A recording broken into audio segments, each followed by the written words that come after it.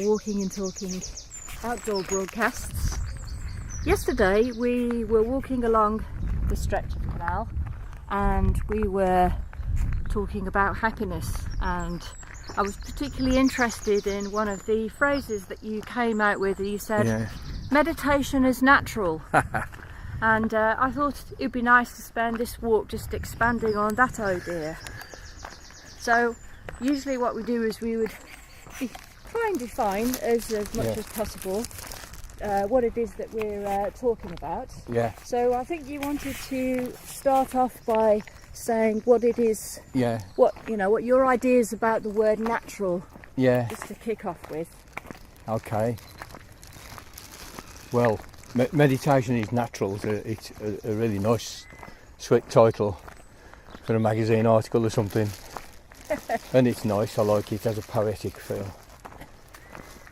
But we do have to be careful with a word like natural. Yeah.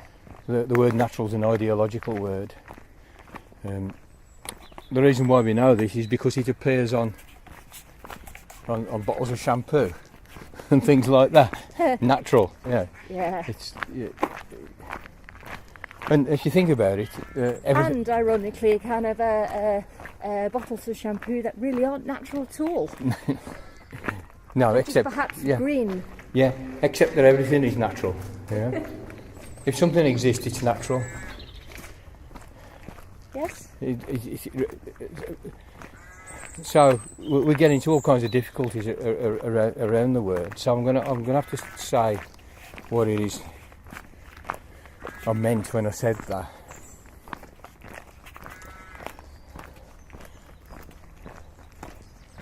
And I suppose what I'm doing is just drawing on that old 18th century distinction between nature and culture.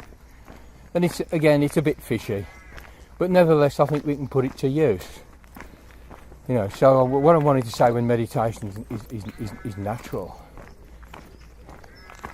is that it belongs to the human being per se, as a human being, as a human animal, primarily. And it's a bit like saying language is natural, talking is natural, social organisation is natural. All the things that human beings do, that they have to do simply because they're kind of animals on a planet. So I'm referring to that, and I was wanting to say that about meditation because people do have anxieties about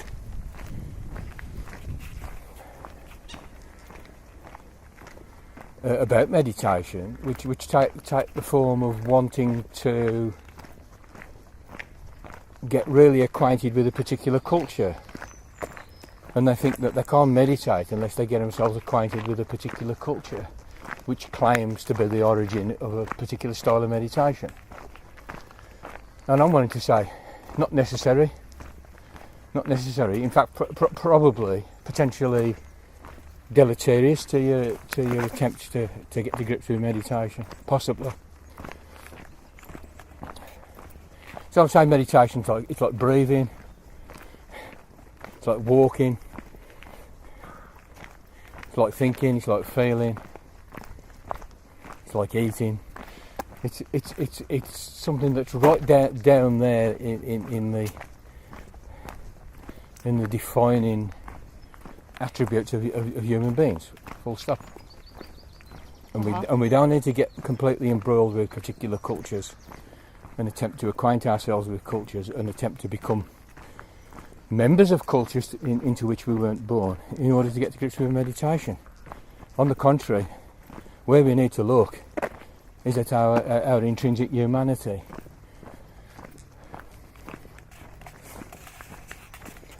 The other reason I said it was that it counters ideas that people have about meditation. Again, that there's this massive cultivation, and this heroic and arduous cultivation. And I'm wanting to say about that, it's a lot easier than you think, because it's natural. It'll come to you naturally if you let it. Yeah. Yeah. So it's easier than you think. But it's that ease, that very ease, makes meditation a bit elusive, and particularly for modern people, I think. And one of the ways it does elude us is in how we get kind of caught up in the cultural wrappings and packaging which meditation presents itself in the marketplace. Yeah. I suppose just a little critical thing here about the modern yoga culture. It strikes me that culture has got this one main activity of being obsessed with the packaging. Yeah. and indifferent to the content.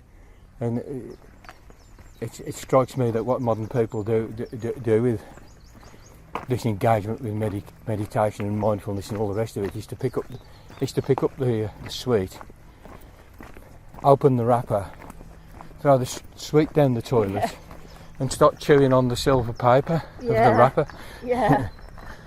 Now I know that that mindfulness is attempting to present itself as some kind of secular, non-sectarian thing, so I am aware of that, just in case anybody phones in angry. and I don't want to kind of go there really. I want to just concentrate on the naturalness of meditation. Yeah. And I mean the animality of it, to be honest, because what is given about human beings is their animal. With this kind of funny conscious animal. very strange conscious animal with large brains and a great capacity to process time and an enormous versatility and adaptability. And I don't want to get too much into evolutionary shit and sociobiology, but nevertheless, the adaptive advantage that human beings have is their versatility and adaptability. They can live anywhere. They live at the South Pole. They live in the Australian desert. And it's possible they live in the Tibetan. Could argue that our ability to meditate is one of the, maybe the reason, one of the main reasons why we're able to survive. Because, as you were telling me yesterday about the story of the man catching the fish. Yeah. Our ability to focus on something and send other things to to other parts of your mind, where they become a lot more quiet, where you're only focusing on a particular thing. Yeah. Like, for instance, standing on a rock with a spear for an hour, waiting for the fish to pass. Yeah. So you're able to catch it and eat it, and then live to fight another day. Yeah. Gary Snyder came out with that. Gary Snyder was one of the beat poets, probably a bit lesser known than Ginsberg, etc. And not that I put that forward as a definition of meditation, but it's I mean, he was full. It's part of it. Snyder he did know what he was talking about. He spent a lot of time trekking around in the mountains and stuff in the Rocky Mountains and whatever. But he was a Zen priest. He spent a long time in Zen monasteries and stuff. And he made that point. He said, well, meditation actually probably came out of it was probably an evolutionary advantage to hunter-gatherer peoples to be able to quieten their mind so that their senses became more sensitive in order to catch prey, to catch dinner. I mean, when I first heard that, I resisted it, I have to say. Did you? A little bit, and I thought, oh bloody hell, this is the great Gary Schneider saying this, because of course it makes a lot of sense though. Yeah, Yeah, and then of course you say, well, it actually makes sense. Yeah. You say we want spiritual people. We want our meditation He's special. methods to be special. Yeah. So all the myths about yoga are that it was either given to the human race by Hiranyagarbha, the sun god, or it was stolen, rather in the manner of Prometheus, by Matsyendra, the lord of the fish, who was, well, he was a fish, wasn't he? He was the lord of the fish, so he was a fish, and he was just skulking under the banks of a river in the water.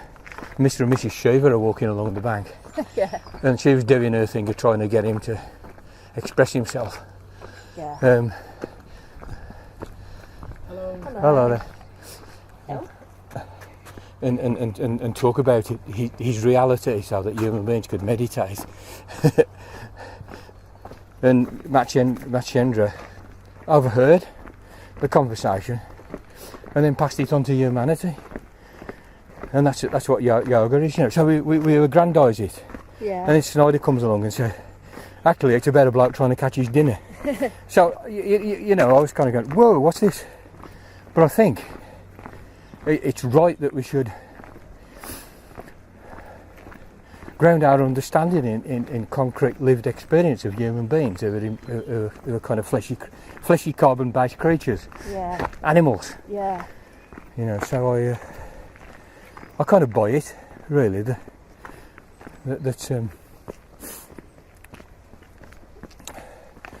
probably there are origins like that, and certainly.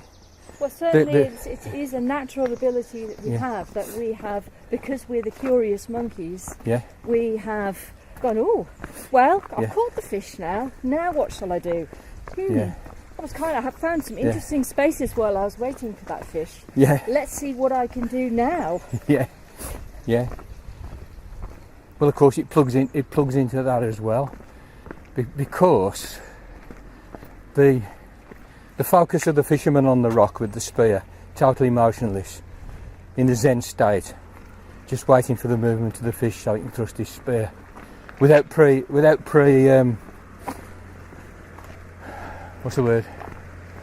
deliberation, you know, purely spontaneously, Zen, boom. Yeah, yeah. The Zen of spearfishing off a rock. Yeah.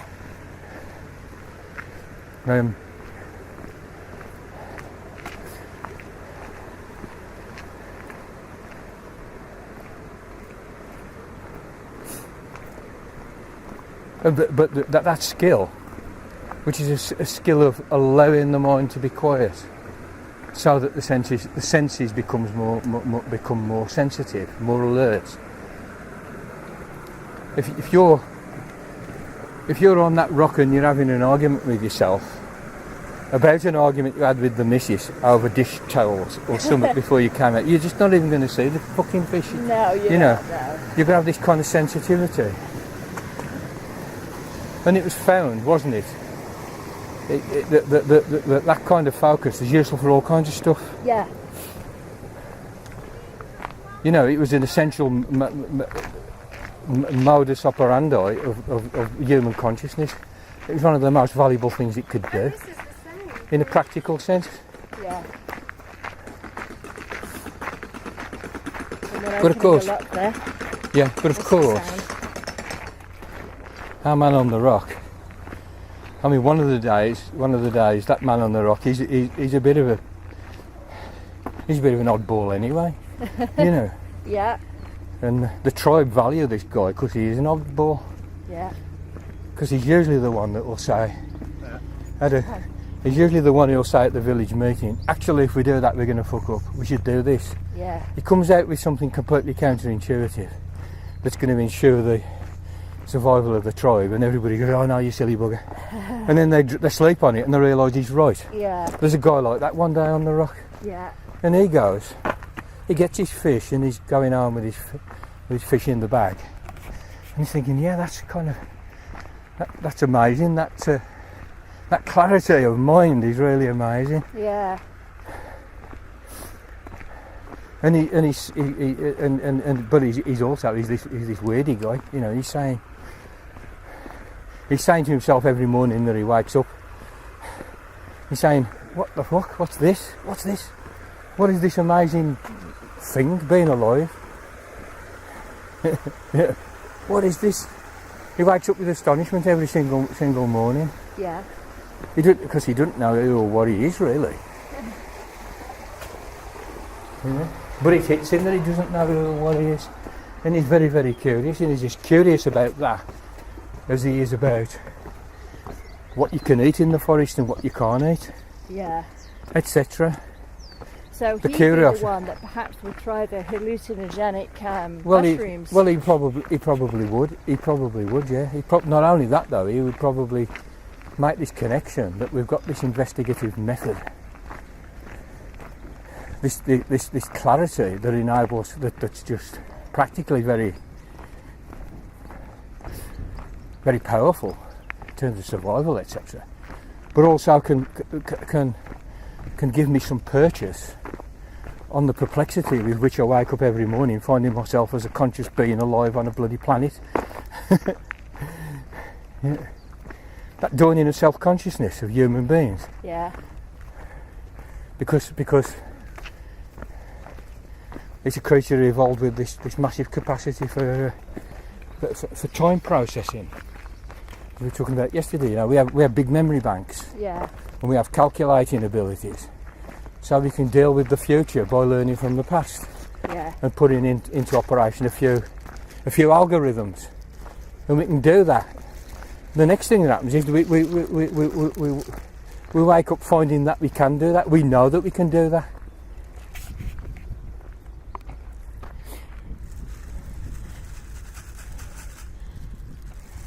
Yeah. Okay, go. So at some point self-consciousness wakes up. Not only is a human being conscious enough to predict the movements of herds, conscious enough to figure out eventually smelting metal, growing crops on a rotation system, utilising plants as medicines, all these things. The human being very early on became conscious that he was conscious. You know, and that is a staggering thing. I don't know if you remember in your childhood the first time you realised that, you know, that this kind of self-consciousness dawns. And it is an astonishment. Can you remember yours? Yeah. Tell me about it. I think it was something like trying to learn to walk, you know, pull yourself up on the sideboard or something like that. Yeah. And then actually realising that you're saying to yourself, well, if I try this, I'll just try and loose the left hand and see if I can stand without the hand. That would make sense. Yeah. And then, wow, the self-consciousness that you're able to reflect on your reflections. Yeah. You know. And it's that peculiarity of human beings that is the natural part of us, I would be wanting to say. Yeah. That invites us to meditation. Yeah. It goes beyond the practicality that Gary Schneider alluded to with our man on the rock with the spear, looking for a fish for his dinner. But it goes into the curiosity. Yeah. When the curiosity has got enough leisure to turn in on itself. Yeah. And for the human being to become curious about himself. Yeah. And his place in the universe. I really like this idea of looking at meditation as you know, an extension and a curious inquiry into our natural abilities, and in this practical way, because it makes it feel a lot more easeful. Yeah. And less, you know, it's not precious or because it's not given to you; it's there already. Yeah. You know, it feels like it's yours. For a start. Indeed. You don't need to go anywhere to get it. Yeah. Or get anyone to teach you particularly. Yeah. Although that is useful. Yeah. Of course. Yeah. But it just feels more. I'm also going to almost want to say the word wholesome. But it's like eating a meal which is full of nutrition. Yeah. a hearty meal rather than a bag of crisps. It is very nutritious for us. That's what it feels like. It feels like it has a solid base when you come at it from that point of view. Yeah, I do have a difficulty. Does that sound No. sensible? No. Oh, it doesn't. No, it does sound sensible. Right. That's what I'm saying. Right, sorry. I'm saying it does sound sensible. Yeah. That's the feeling it gives me. That's why I wanted to talk about this, because it's just a very nice way to look at it. Yeah. And to embrace it, embrace it as a something like that rather than a precious gift from the beyond or whatever it is, Yeah. Now, I do have a kind of a slight difficulty around the kind of practicality question.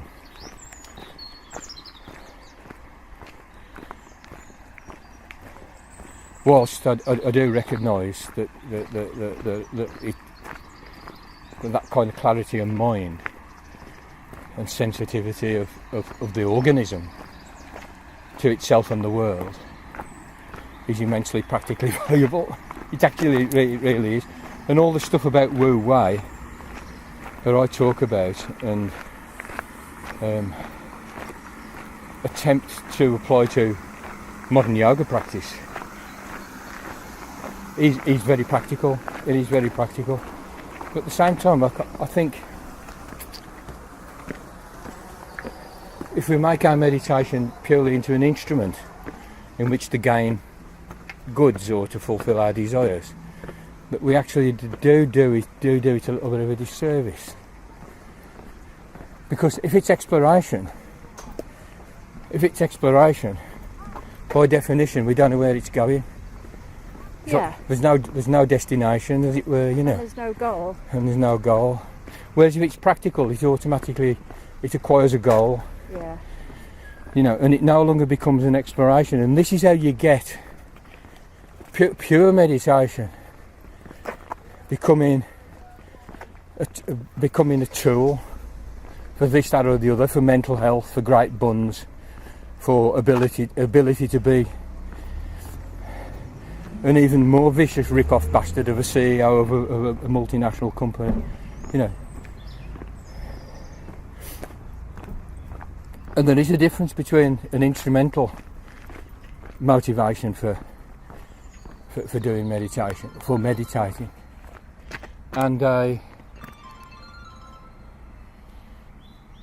non-instrumental.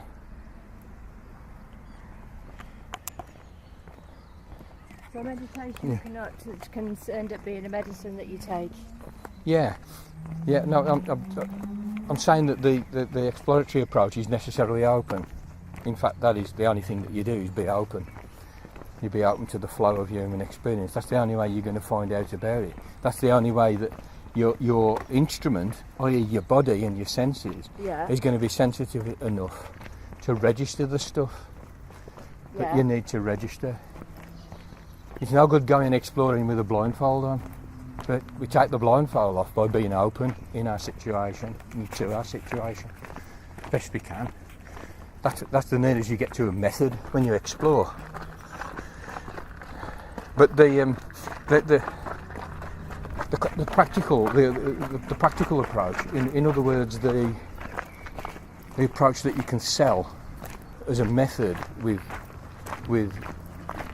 definite steps, as an algorithm,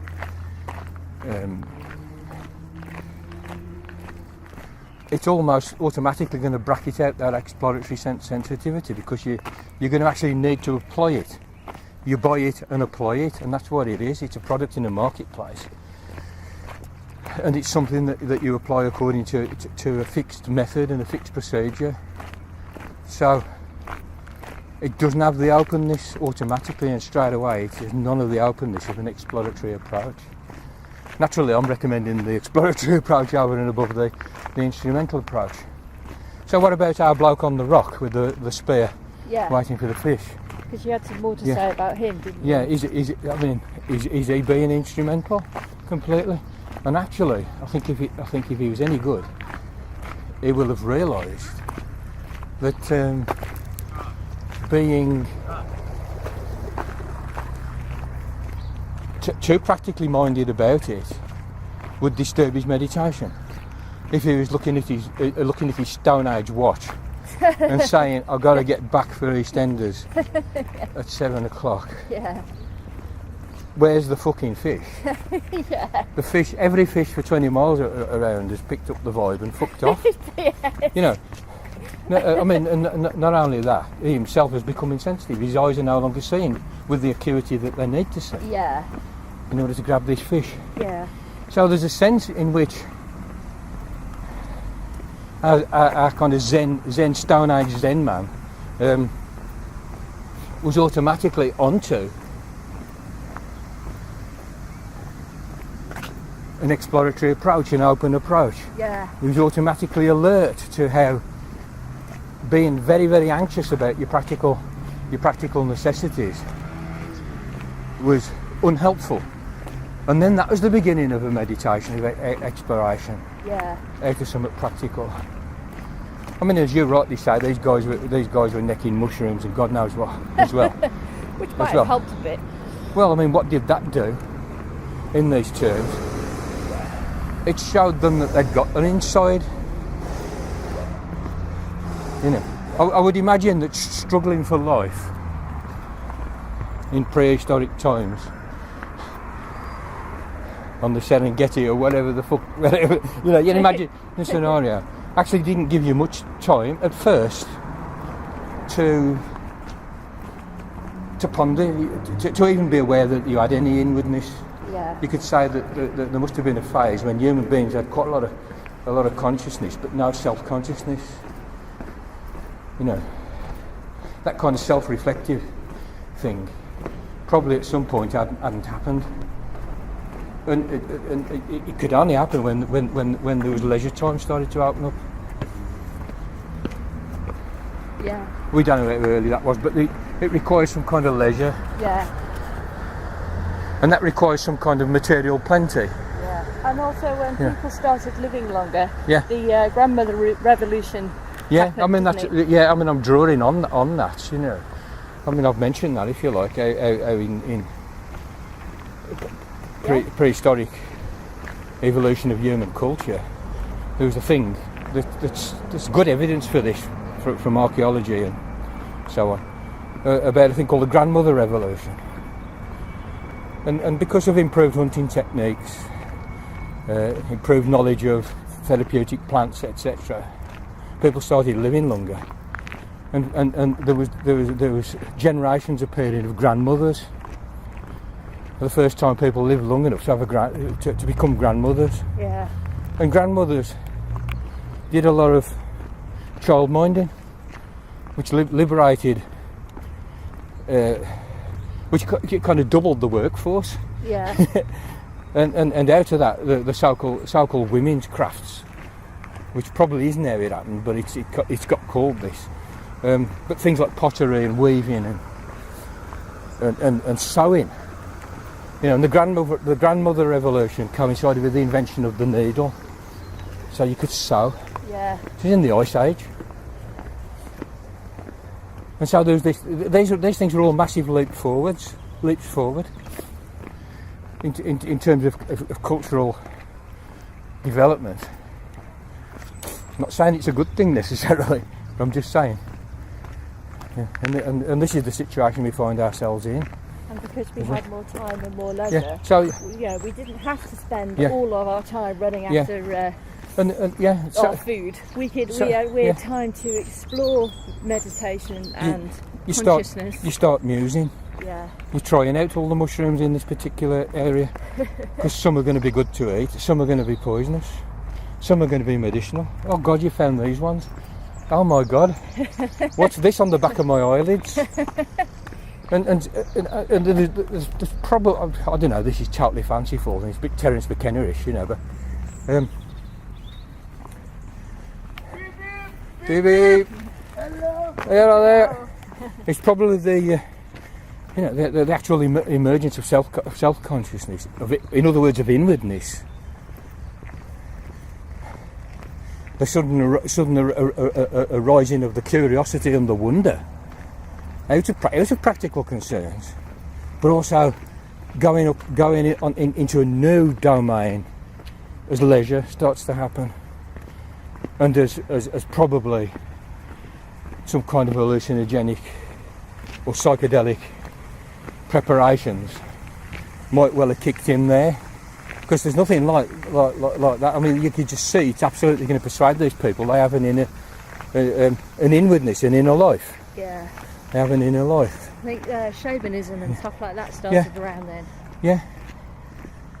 And of course, you know, a lot of shamanic rituals and rites and beliefs have been historically connected with the hunting patterns of the tribes, you know, and the spirits animating the animals on which they depend, and so forth. You know, it becomes it's not divorced from the practical needs of the tribes, whilst at the same time giving them an opportunity to open up into an unknown. Yeah. And an unknown that belongs to them, because it's an area of their consciousness. Yeah. So hence meditation. Yeah. I would say, you know, starting off right there at the very beginning of the human enterprise in the advantageous ability that we have to do various things with our minds. Yeah? Yeah. One of which is to make it still, so that it becomes incredibly sensitive as a knowledge acquiring apparatus, something like a telescope or a microscope. But not only does it allow us to investigate the world which we find ourselves in, of animals and things and creatures and other people, and stars and planets and birds and ripples on water.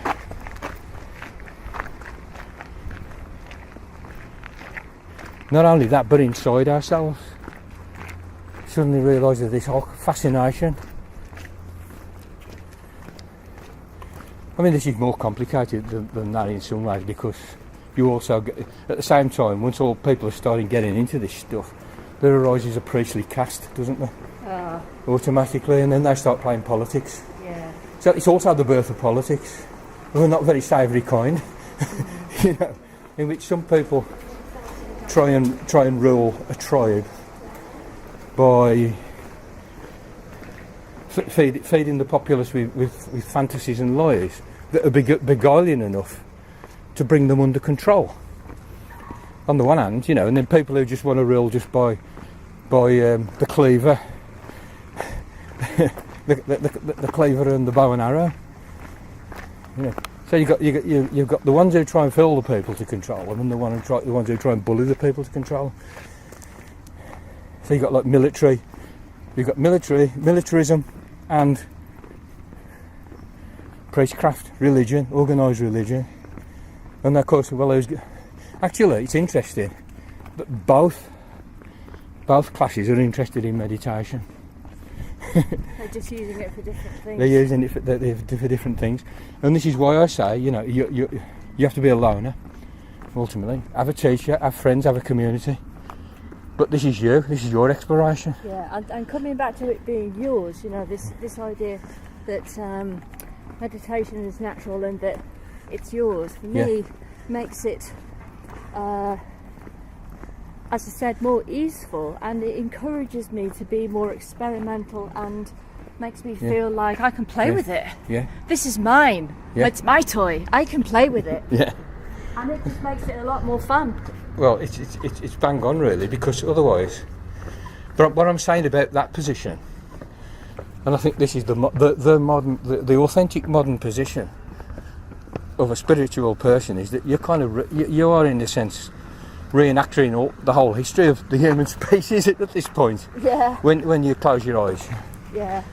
But that we if you're doing an exploratory meditation, it therefore has no purpose other than the exploration itself. The seeing itself is the only point of it. It's not going anywhere. You're not trying to turn yourself into a perfect exemplar of a culturally fabricated ideal, the saint. You're not doing that.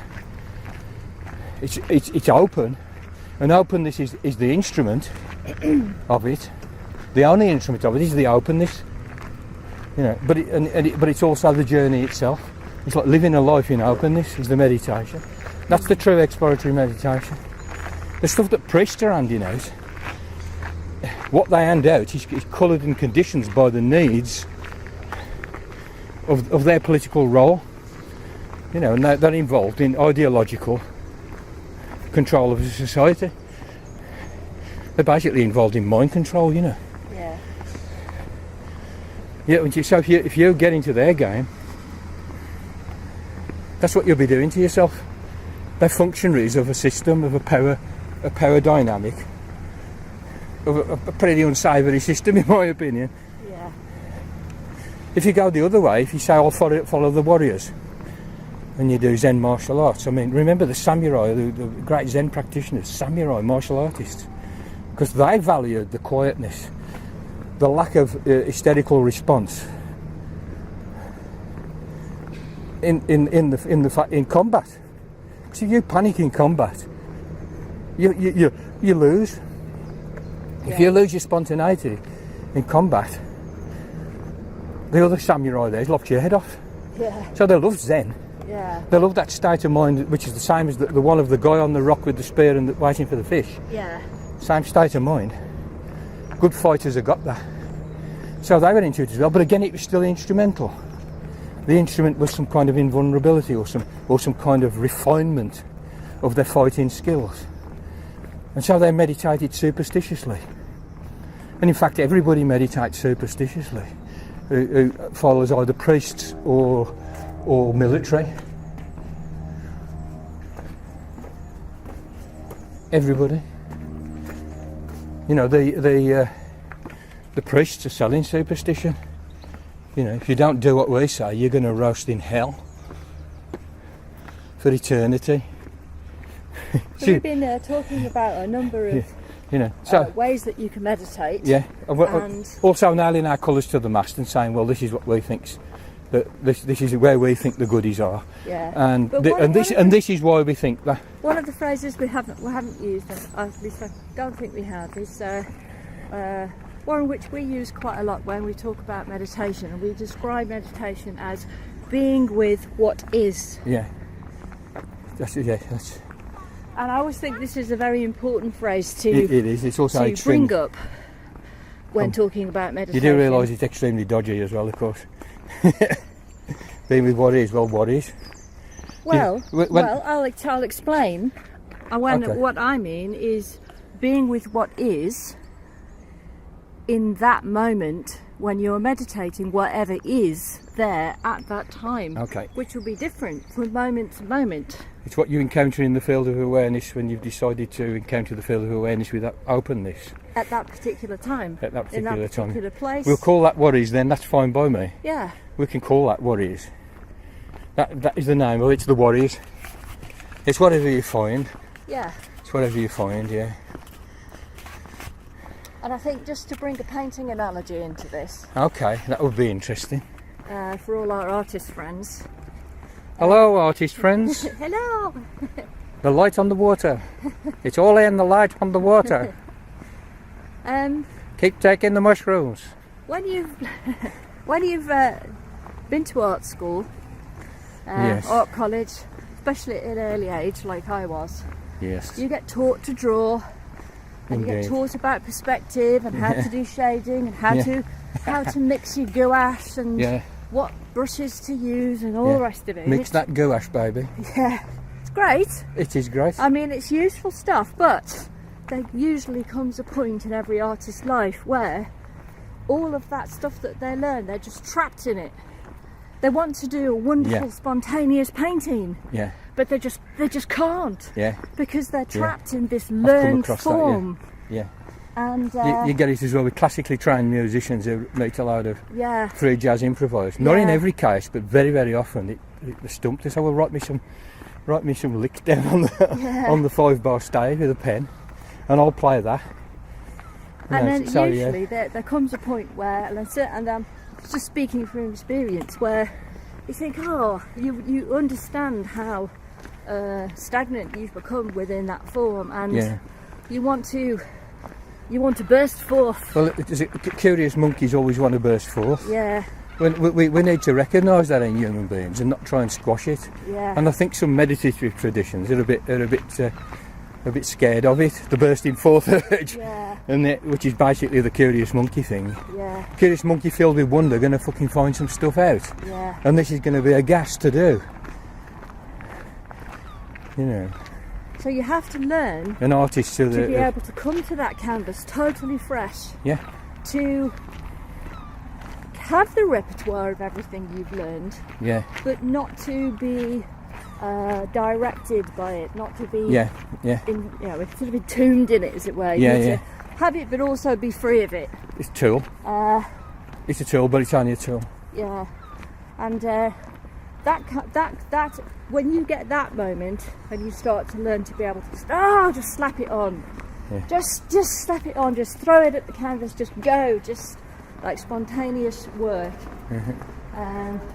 To me, that's the difference between what you were talking about, sort of learned meditations, Yeah. the meditations which Yeah. have a purpose and a goal, Yeah, and exploratory meditation, Yeah. spontaneous meditation. yeah, yeah. I think the exploratory, spontaneous meditation does because it's not supposed to be useful. But the stuff that sticks to you on you as you play with it all, from one year to the next, from one generation to the next, from one decade to the next, you pick some stuff up. Some of it sticks to you. A lot of stuff becomes second nature. You Yeah. become able to do Wu Wei. Yeah. You're not hung up. You've never cultivated yourself to do Wu Wei because you did nothing from the start anyway. But suddenly there's the energy to do Wu Wei, and it is a kind of free flow, isn't it, Yeah. of energy. Some of the non-doing of tasks and the beautiful fluency that arises out of that. Once it's become second nature to you as an artist or as a creative human being. Yeah. In other words, a proper human being. Proper Yeah. human being. It flows out of you, but you don't do it for that reason, Yeah. If you chase that dragon, it evades you. Yeah. You can start putting on a good simulation of it. You can practice. You can put on a simulation. It is on.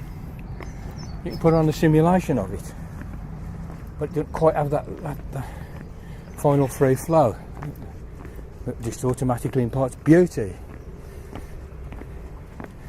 So, Or when you do those spontaneous paintings, they may be fucking awful. yeah, But that's not the point. that's okay too. It doesn't matter. That's okay Because too. if you can get there, you're past caring. You don't give a shit. No. Why would you care about that? Yeah. I mean, technically, the stuff that you did that had perfect perspective and, you Yeah. could mix your colours for perfectly and all the rest of it, Yeah. probably looked a lot better. Yeah. Maybe not. Even I'm saying all this, But but it doesn't matter. I'm saying all this, but I do appreciate it when I see spectacular anality. Oh, yes. It can be kind of Oh, yes, it it's can be pretty kind of amazing. great because it's so human. It can be kind of great as well. Yeah. So Oh, yeah. peace to everybody, Yeah. really. It was just an analogy, It's a good one. It's a good one. Because a lot of the people who are our students who may be listening to this are artists or musicians Yeah. as well. Yeah. Probably we're having this kind of bit of fun doing this kind of Planet of the Apes movie that we've just been doing for the last 45 minutes. About a kind of Zen caveman, and these Stone Age watches. Stone Age watches and little magic mushroom festivals around bonfires. Yeah. That guy.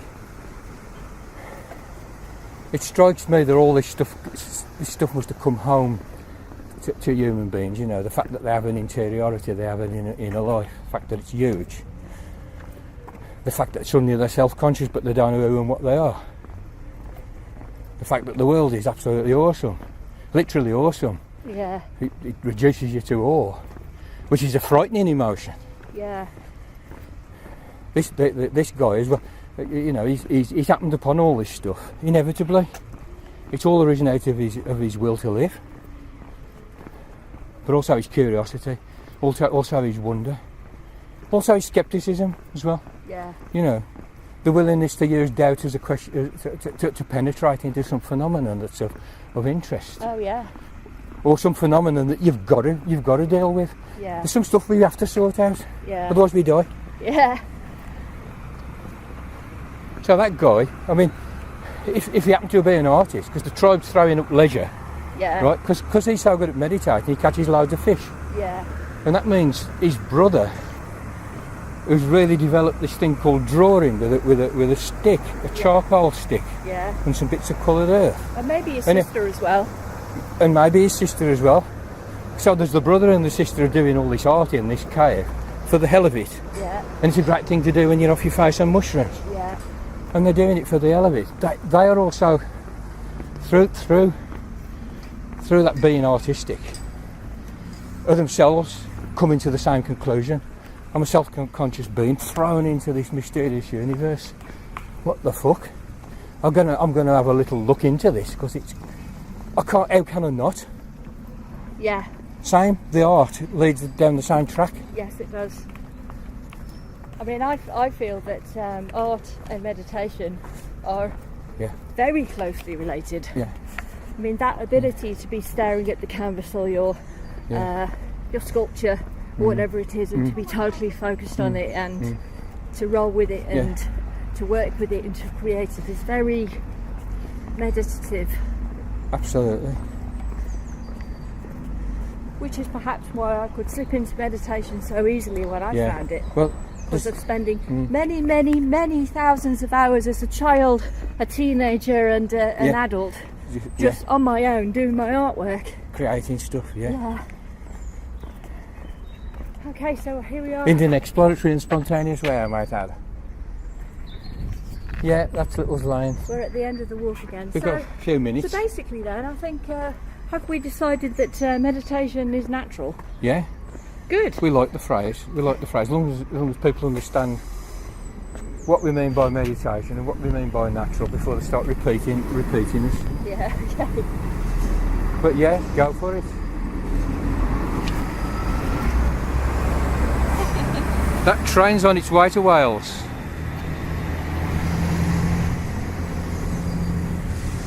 The spiritual homeland of all of the Midlands hippies.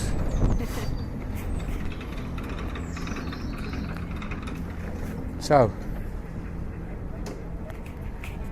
we will say goodbye now. Just get the ambient ducks.